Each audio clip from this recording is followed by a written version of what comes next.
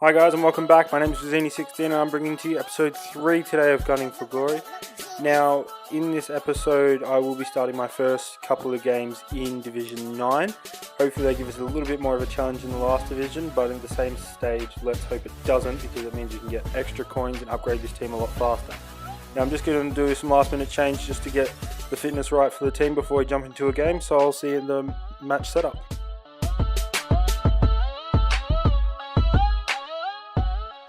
Alright guys, so just jumping into this game and he seems about to pop up. You'll probably do the same thing I did and absolutely shit your dacks when you see that Lewandowski up front. I was absolutely cacking it at this point.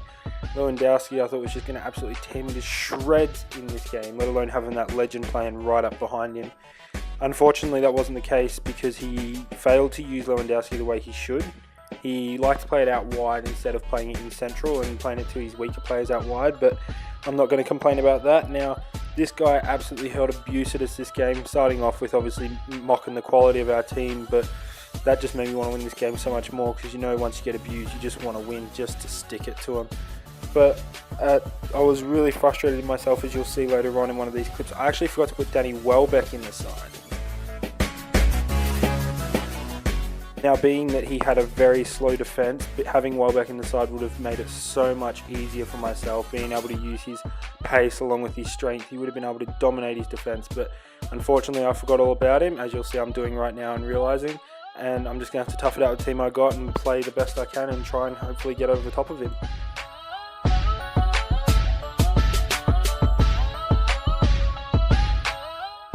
Now straight from the goal kick here, I kick it in, and obviously I was not expecting the turnover to happen, and I panic as soon as the ball gets to Lewandowski, dive in for a stupid tackle with the defender, and it leaves my defence in shambles, meaning he gets enough time to get a shot off.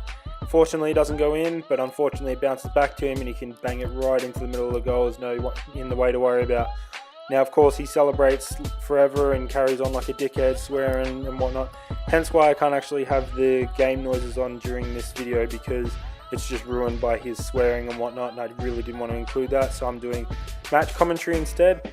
But even though he was 1-0 up, I don't know why he was celebrating so hard. I was all over him in this game. I had runs that got me through his whole defence and put me one-on-one with his goalkeeper, but I just couldn't finish it, and it was one of them games where you could just feel a goal coming. So he was very brave to be celebrating, but we'll have to see what comes of the game.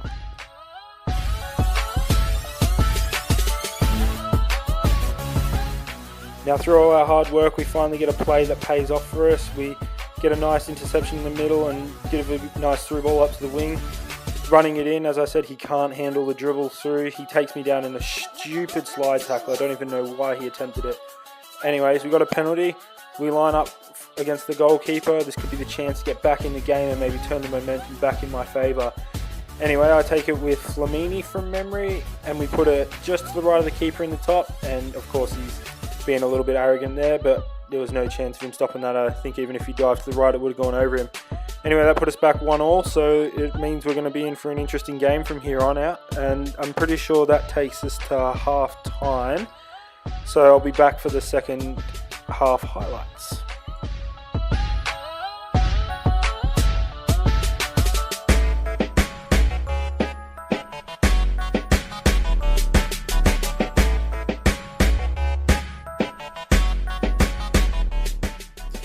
So it's half time, the stat sheet's just going to come up. You can see, although the stats don't really show it a whole lot, I was all over him. His shots he was taking were just idiotic shots that weren't really going to go in, or he tried to get them awesome goals that never really worked. But as the game went on, he seemed to get worse. I was worried that I was just going to lose the plot in the second half, but he actually went downhill a lot.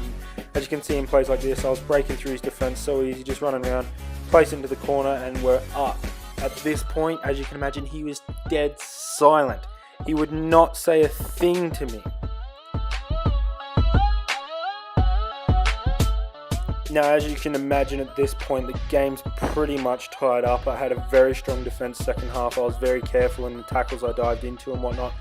And at this point as well, you can tell that he's dropped off. Now, he was diving into stupid tackles and wasn't really paying attention. That's why we got a break on play here, which you'll see the nice header laid down for him. I was just kind of mucking around the fence, seeing if I could make him really mad and get a really nice goal. Managed to get through on goal, but the keeper charged out a little bit, which just put me off. I couldn't finesse shot or got any room to move, or I didn't have anyone to tramp to. Not that I like being sweaty and tramping, but if it means getting goals against dickheads like this, I'll take it any day of the week.